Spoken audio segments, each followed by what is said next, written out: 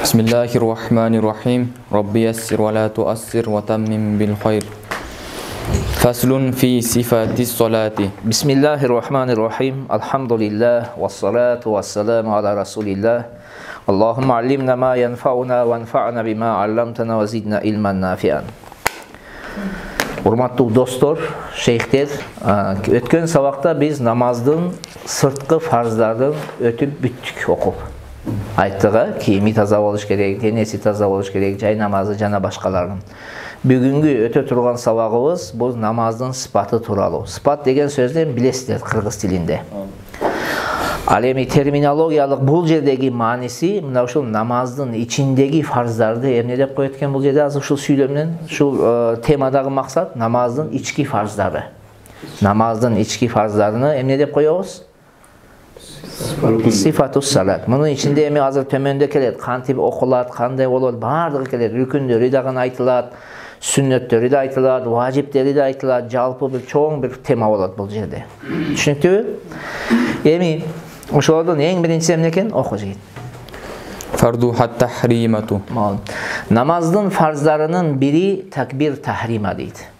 Мына ошол такбири тахрима дегени биз намаздын башталышында ниет кылганыбыздан кийин эмне кылабыз? Колубузду кулактын жумшагына чейин көтөрүп Аллаху акбар деген сөздү айтабыз. Туурабы? Мына ошол Аллаху акбар деген сөздү айтуу аркылуу дүйнөлүк иштерди өзүбүзгө арам кылуубузду тахрима деп коет.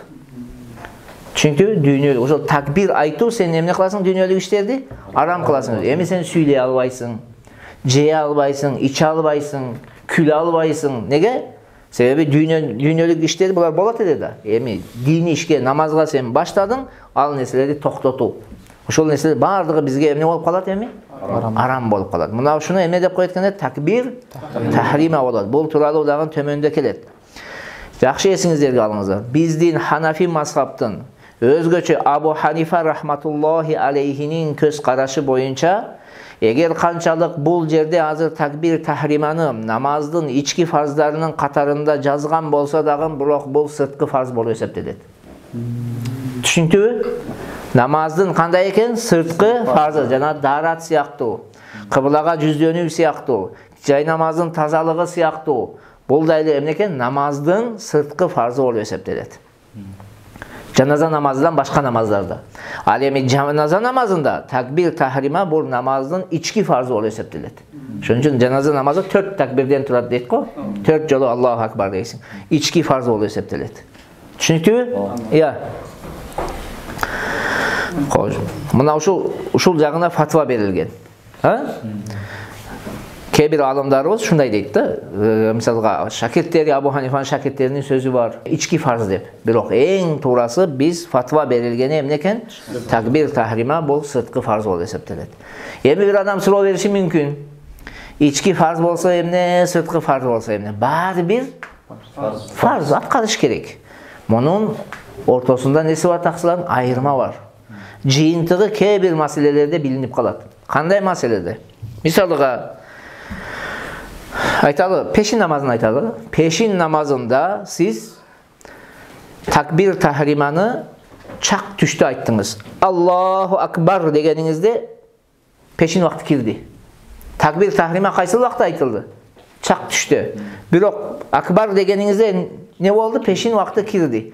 Мына ушунда билинет таксырым. Чүнкү ушунда намазыңды уланып кете берсең боло берет. Неге? Себеби сырткы фарздар намаздын вакыты кирелек аткарсаң боло берет да. Даратты намаздын вакыты кирелек алабызбы? Боло берет, проблемасы жок. А ички фарздар толугу менен кайда табылыш керек? Намаздын вакытында табылыш керек. Түшүнүктүүсүз? Такбир тахриманы Аллаху акбар деп айттың, дароо эмне кирди? Пешин вакыты кирди. Сен намазың дурус болот. Сөзүмө түшүнүңөрбү азыр? Эгерде бул ички фарз болгондо сен намазың дурус болбойт эле. Чүнкү вакыт кириш керек эле. Мына ушундай маселелерди ачкат. Мен пешинде айттым, пешин эмес. Балким бамдатка ошондой болот. Чыныгы таң ата элек, чыныгы таң атканда айталы 1 секунд калганда сен Аллаху акбар дедиң, чыныгы таң атты. Окуган намазың не болду? Дурус болот. Башка намаздарда дагы ушундай. Afon bu? Ya, kıskası bizdin mazhab boyunca, emneken Abu Hanifa'nın kıskası boyunca sırtkı farz bolu eseptelet. Tek gana canaza namazında bol içki farzlardan katarına koşulat. Rükün bolu eseptelet. Koş. Vel qiyamu. Vel qiyamu. Cana namazın farzlarından biri kıyam deydi. Kıskası bizdin dağın başka ahlimlerden dağın köz karaşı boyunca tik turgan abalda namaz oku farz. Birok bul kaysıl namazlar için dese farz cana vacip namazlar da farz. Sünnetli mustahab darda emnemez farz emes taksırın. Tik turgan abalda namaz oku nemez farz emes. Misalga bir adam tahajjud okuyun dese oturup okusa da bolu den soğluğu taptaza turalat kalaganda turu okusa bolot. Biri koşuğa karabastan oturup alıp namaz okusa boluverir. Bolgonu tik turu okuğanga karaganda azırak soğuk oladı. Alemi farz jana vacip namazlarda sen tik turgan abalda okuğa mümkünçülüğün bolsa oturup okuğandığın emnemez, mümkün emes bolup kaladı. Çünkü ya yeme oşo tik turgan dep kançalık dengelde tik tursanız sizi tik turdu dep ataladı. Kançalık dengede tik tursanız değil. Kolunuz tizengizge jetpеш gerek. Oşonda sizde tik turgan dep eseptelet. Kolunuz şunday turgan kezde, misal mına men turup bereyim. Turduk. Şunday turgan kezibizde kebirler var, mınday kılıp okuyt da atayın. Özü mınday jol bassa tüp-түз. Den soğluğu çın, birok atayın, mınday kılat da Allahu Ekber deyt da kıyışık turup alat. Kol tizege jetip atat. Bunun namazı namaz bolu eseptelbeydi. Bu namaz emes. Kolunuz tizengizge jete turgan dengelde eğilip durup takbir aytsanız namazınız namaz bolmadı. Kıyam tabılmadı sebebi al jerde. Kıyam kандай boluş керек eкен? Tüp-түз turgan abalda. Je kolunuz jetpеш керек mına. Түз tursanız, kişine eğilseniz kolunuz jetpeydi da. Ha köyrek eğilip koysanız kolunuz tizengizge jetet. Kolunuz tizengizge jetti, anı kıyam dep atalbaydı. Namaz buzulат. Oşon üçün şeyh boluu takva boluudun erejesi var. Takva emne menen bolat? Şariattın hökümlerini atkarуу menen takva bolat. Sen özüңчө эле бир нерсени ойлонуп алып чыгуу менен таква болбойт. Таква шариатка канча дал келсе ошол таквалык деп аталат. Шариатка дал келбеди ал таквалык эмес. Кээ бирлер ошентип атайын да ийилип алат да, колу жөн эле тизесине жетет. Анан ошол абалда туруп алып кыйшайып анан такбир айтат. Жап-жаш жигиттер бар ошондой кылган. Çünkü андай болбойт таксыраган. Тик турган өлчөмүн түшүнүңөрбү? Кош. Бул бир. Экинчи маселе жаңы мен эмне дедим? Бул фарз жана важип намаздарга тиешеси бар дедим, а көбүнчө фарздыгы. Ал эми сүннөт нафылдарда не дедик? Фарз эмес. Отуруп окуса да болот. Болгону Durrul Muhtar деген китеп бар. Бул жерде Tanvirul Absor дегендин немеси бар. Кирип карасаңар болот. Tanvirul Absor, анан Durrul Muhtar, анан Raddul Muhtar жазылган китеп бар таксырым. Бири экинчисини мындай чечмеде берет дейин. Мына ошол Durrul Muhtar деген китептин жазуучусу Баамдат намазını туруп окуудун фарздыгын туура дегендей сөздү айткан таксырым. Баамдат намазынын сүннөтүнө. Бирок эң туурасы андай эмес. Fatva андай эмес. Сүннөттө тик туруп окуу не эмес экен? Фарз эмес. Албетте бул кишинин сөзүн дагы биз сыйлайбыз, урматтайбыз, кадырлайбыз, башыбызга тажы. Бирок көпчүлүк адамдардын көз карашы боюнча фарз эмес. Бирок фарз эмес десе да дароо отуруп алып окубашыбыз керек. Ден соолук чын, Кудай Таала чын ден соолук бергенби? Тура аласыңбы? Анын неиматына, аны ал берилген неиматтын кадырына жетип, анын мындай акысына бериш керек. Тик турган абалда мүмкүнчүлүгүңүз бар, окуңуз. Эң жакшы сообу ошол да. وقراءة آيات في كل من ركعتي الفرض وفي كل من الوتر والنفل. Jana namazdın farzlarından biri, farz namazlardın birinci iki reketinde, alemi vitir jana nafıl namazlardın bardık reketlerinde bir ayat oku deydi. Kıskası namazda bir ayat oku farz. Ayat oku bir Kur'an'dan kaysı bir bölükte oku ne olur? Farz olur. Birok oşonun ölçümü kançalık turalı alımlardın ortasında talaş var. Kançalık okusam farz jayına kelet. Kançalık okusam. Misalga İmam Malik, İmam Şafii'leri bilesiniz. İmam Şafii'leri ne kıladı? Fatiha'nı okuş gerek değil. Fatiha'nı oku farz değil. Biz emne deyiz. Bizden Hanafi mazhabda uşul mesele emne değil. Ya, bizdin Hanafi mazhabda qancha o'qishimiz kerak farz atqarilish uchun? Bir qancha fikir var. Birincisi, namazda o'qilgan oyatning uzun je qisqa bo'lusunda ayirmasi yo'q. Bir oyat o'qisang bo'ldi. Bir oyat, любой yerden Qur'onning любой yerinden bir oyat o'qisang farz joyina keladi deydi. Ikkinchi fikir, Qur'on deb atala turgan o'lchomda bir oyat je yarım oyat o'qib yetishli bo'ladi deydi. Qur'on deb atalsa ele bo'ldi. Yasin misalga Qur'on deb atalavi? Bo'ldi, o'shol jetedi deydi. Biroq sharti ham ne? Qur'on o'quv niyetimen o'qisin deydi. Üçüncü fikir, namazda farz bo'lgan qiraat o'lchomi bir uzun oyat je 3 qisqa oyat. Bu kimning fikri? Bu Abu Hanifa rahmatullohi alayhining shogirdlarining fikri bo'lib hisoblanadi. Shunday fikrlar bor. Anan Imdadul Fattah degan kitob bor. Imdadul Fattah. Bu Nurul Idah deganning nesi? Sharhi bo'lib hisoblanadi. Bu kitobda esa aytadi, iki sözden kuralgan ayat bolsun deydi. İki sözden. İki sözden kuralgan ayat bolsun en azında. Çünkü iki sözden cana andan köp bolsun deydi. Buna oşonduktan canağı manini tuyuntpagan, maniden üzülgen tamgalar var o. Yasin, Alif, Lam, Mim. Buna bular bolboyt deydi. Bularda okusanız bu adam bir ayatta ne kılışınız gerek болады? Koşuşunuz gerek болады deydi. Düşünüktüğü taksırım. Oşonduktan emneken Kur'an'ın любой yerinden, qalagan yerinizden bir ayat okusanız abasa ve tavalla boldu farz jayına keledi. Bu özün nemesi var. Kerek yerde kezde işlete turgan orun var. Keyingi sabaqlarda keledi, oşol yerde düşündürem. Hazır şuncasını düşüngüler, любой bir ayatta oku farz. Çünkü bir alım özü ictihat kıladı. Oşol ictihatka jaraşa çeçim çıgaradı. Bu yerde ictihat, bir alımın ictihat kılganı, ikinci alımın ictihat kılıp çıkargan meselesini buzbay. Her biri öz fikrini, mineniyasını aytuğa nesi var? Okuğu var. Bunlar ulu alımlar. Mesela Abu Hanifa bizdin mazhab boyunca bizdeki ne dedi? Kur'an'da Allah Teala faqra'u ma tayassara minal Kur'an degen. Var mı şunda ayet? Var. 29. paradakiler turağı. Sen Kur'an'dan en oңой bolğanını oku dedi. Sizin için en oңой ne? Mana az жазабыз. Fatiha suresini жазалы. Janıga Kavsar'dı, Nasır'dı, Asır'dı жазалы. Kimisi oңой? Aytqılar şimdi. Kudaylık için aytqılar. Sözsüz türde teki 3 ayatlıkta jengildi. Turağı janda emespi? Bunda dep жатат. Peygamber sallallahu aleyhi ve sellem ne dep жатат? Fatiha suresini okuş gerek dep жатат. Tiyakta Kuday Taala kalağanı oku dep жатат. Oşonda ele Peygamber sallallahu aleyhi ve sellem kayda Sahih Bukhari'da başka yerde hadis aytat. Janağı bir şaşıp namaz okuyan kişiye namazı öğretken kezde sen Kur'an'dan bilgeningde oku deydi. En oңойunu oku deydi. Fatiha'nı oku deydi. Yani Fatiha'nı okudu farz degendi kim aytdı? İmam Şafii aytdı. Şöyle Peygamber aytkan emas, emine Fatiha'nı oku farz dedi. Bolğonu aytdı. Fatiha suresi men durus bolot. Tiyakta kayda Peygamber emne жатат? Bilgenini okun dep жатат. En oңойunu oku dep жатат kayrayla Peygamber. Bir yerde Fatiha'nı oku dese ikinci yerde en oңойunu oku dep жатат.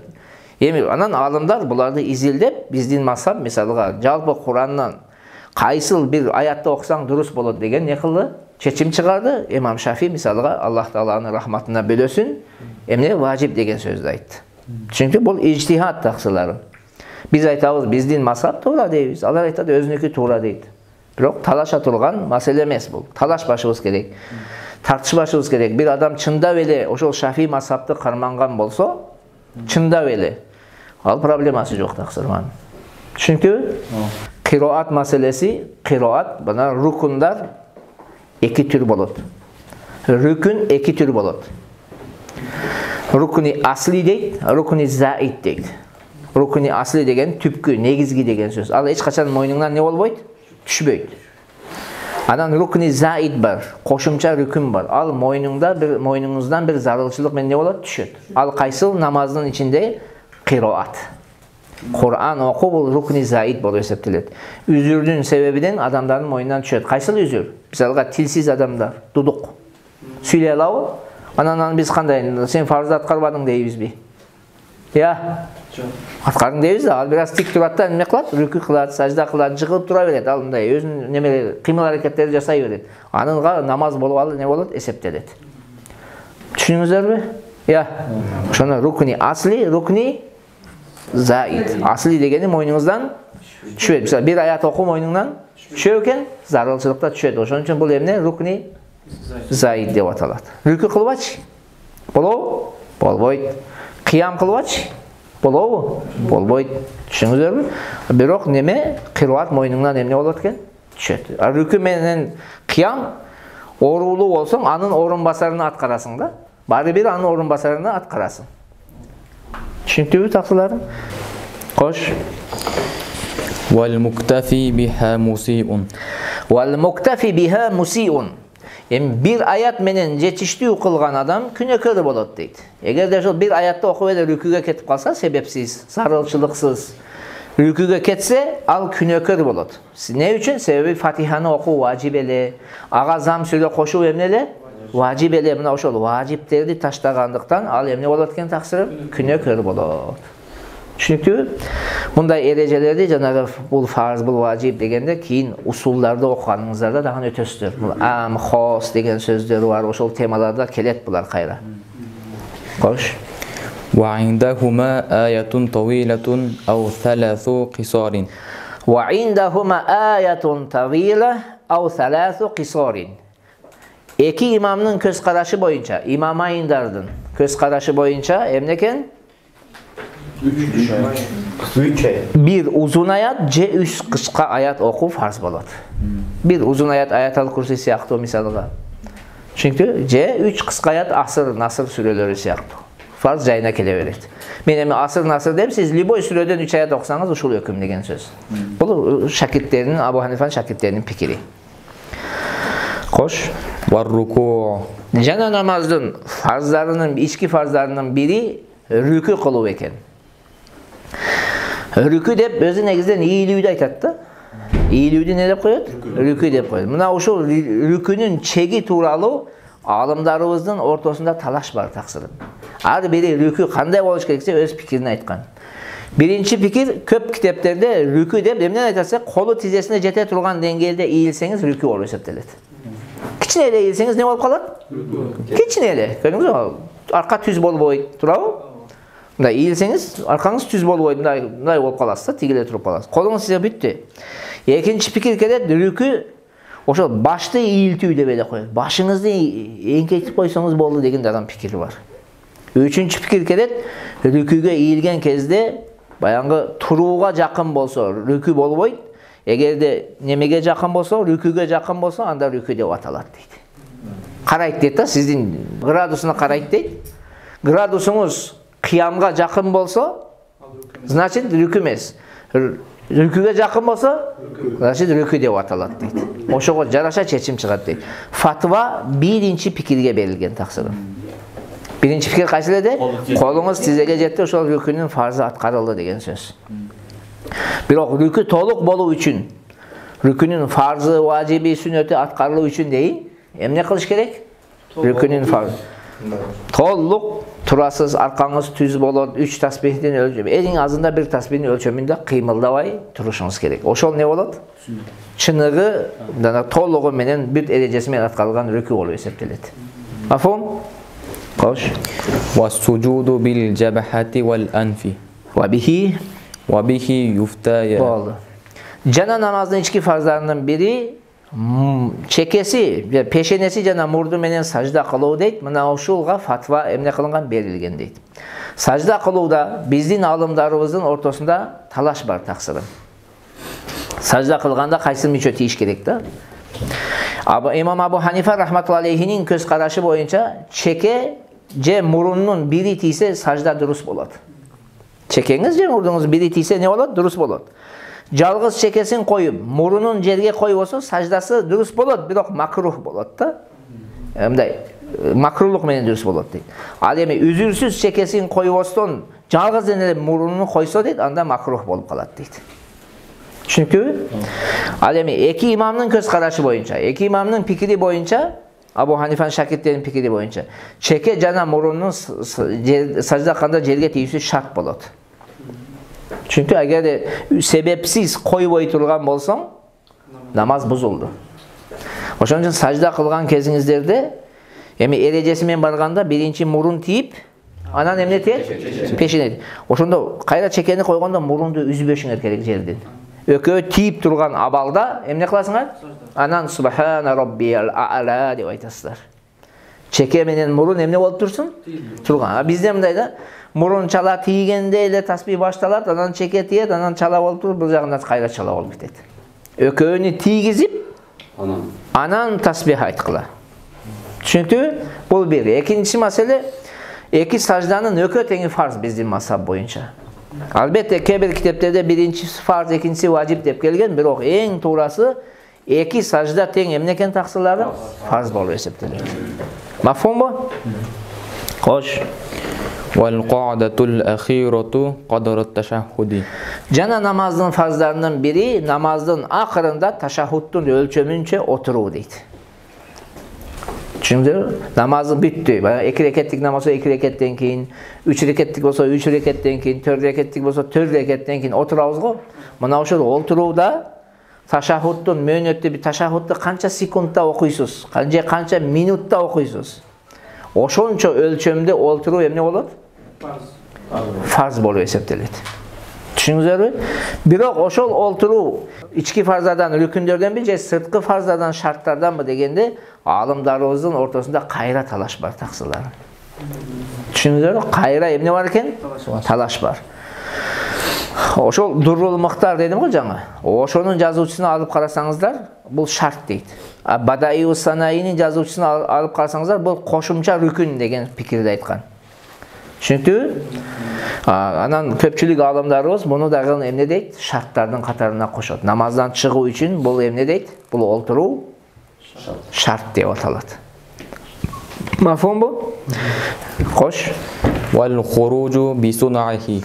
Жана намаздын фарздарынын бири бул өз эрки менен намаздан чыгуу. Өзүнүн каалоо менен бир нерсе мажбурлабастан намаздан чыгуу эмне экен? Фарз болот. Кээде болот адам ыктыяры менен, кээде ыктыярсыз чыгышы мүмкүн да намаздан. Ыктыярсыз чыгуу кандай? Мисалга таяммум кылган адам айталы. Намаздын акырында салам берүүнүн астында суу тауып калды. Суу келип калды. Не болду? Өз ыктыяры менен намаздан чыктыбы же дарасындыбы? Дарасында. Ыктыярсыз чыкты. Значит намаз бузулду. Намаз эмне болду? Бузулду. Эгерде бүт амалдарды аткарып, акырында салам бербей эле бар го. Жөн эле Даниэл кандайсың деп намаздан чыгып кетти. Не болду? Вал хуружу бисуннихи болгондуктан намаз бүттү. Болгону ошол салам деген важип болгон саламды таштагандык үчүн күнөөкөр болот, бирок намаздын жоопкерчилигинен эмне болот? Кутулат. Ошон үчүн мына жерде хуружу бисун деген мааниси ошол. Сени намаздан бир нерсе мажбурлап чыгарбасын. Өз эркиң менен чыккын, мейли салам айтып чыккын, мейли сүйлөп чыккын, мейли күлүп чыккын, это немең да? Болгону ошол сүйлөп күлүп чыкканда важипти таштаган болосуң, бирок намазың не болот? Намаз болуп эсептелет таксырым. Бул кимдин көз карашы боюнча дейт? Абу Ханифа рахматулла алейхинин көз карашы бул. Бирок китептерди алып караңыздар. Келечекте мына өзүңөр дагы изилдешиңер керек. Паланчы молдоке, паланчы устаз ушинтип айтты деп ошо менен чектелип калбаш керек адам. Кайра дагы изилдеш керек. Мисалы устаз бир нерсени айткан балким, устаз ката кылышы мүмкүн, пенде устаз. Бир гана адам сөзү катасыз алынат, пайгамбардыкы. Калган любой адам эмне болот? Ошибка кылат. Ошону эстен чыгарбагыла. Өзүңөр дагы карагыла, дагы изилдегиле, карагыла келечекте. Түшүнүңөрбү? Баган башка молдолордон сурагыла. Күчтүү молдолор толтура бизде Кыргызстанда. Ошолордон барып сурагыла. Мына ушул маселеде, мисалга, китептерибизде келет. Раддул Махтар деген китепте келет. Абу Ханифа рахматулла алейхи ачык айкын вал хуружу бисунихи деген фарз деген сөздү айткан эмес. Ошол сөздү Абу Ханифа өзү не кылган эмес дейт? Айткан эмес дейт, мындай ачык айкын. Мындай айткан эмес да, кыям фарз деп айткан, рүкү фарз деп айткан, бирок вал хуружу бисунихи фарз деп не кылган эмес? Айткан эмес дейт. Өзүнүн эрки менен чыкпагандыктан намаз бузулат дейт. Чүнкү 12 нерсе бар. Ошол 12 нерсени айткан кезде намаз бузулат деп, анан Абу Саид ал-Бардаи деген улуу алым болгон. Бул эле Ханафи мазхаб. Ошол Ханафи мазхабты кармаган улуу алымдардан. Мына ушул киши айтат, Abu Hanifa ошо өз эрки менен намаздан чыгуу фарз экен да, булар да өз эрки менен чыкпады, ошондуктан намазы эмне болду? Бузулду деп туруп, Абу Ханифанын айткан сөзүдөн бул изилдеп чыгып айткан сөзү. Абу Ханифа түз өзү ушул маселени эмне кылган эмес? Айткан эмес, таксыларым. Түшүнүктүүбү? Я. Ошон үчүн имам Кархи рахматуллахи алейхинин сөзү бар. 3 имамдын ортосунда өз ыктыяры менен намаздан чыгуунун фарз эмес экендигинде талаш жок дейт. 3 имам дагы пикирлеш дейт бул маселеде. Болгону бул кимдин пикири экен таксырым? Имам Бардаи Абу Ханифа Абу Ханифанын айткан сөзүдөн өзү мындай изилдеп чыгып айткан сөзү дейт. Афонбу? Мисал Табиинул Хакаиq, Аламгирия, Фатху Баби Инаянын жазуучулары дагы өз ыктыяры менен намаздан чыгуунун фарз эмес экендигин туура деп айтышкан. Муну дагы келечекте өзүңөр изилдеп эмне кылгыла таксыларым? Карагыла деп айтам. Чүнкү силер өзүңөр дагы изилдегиле. Аллах разы болсун. Ассаламу алейкум ва рахматуллахи ва баракатух.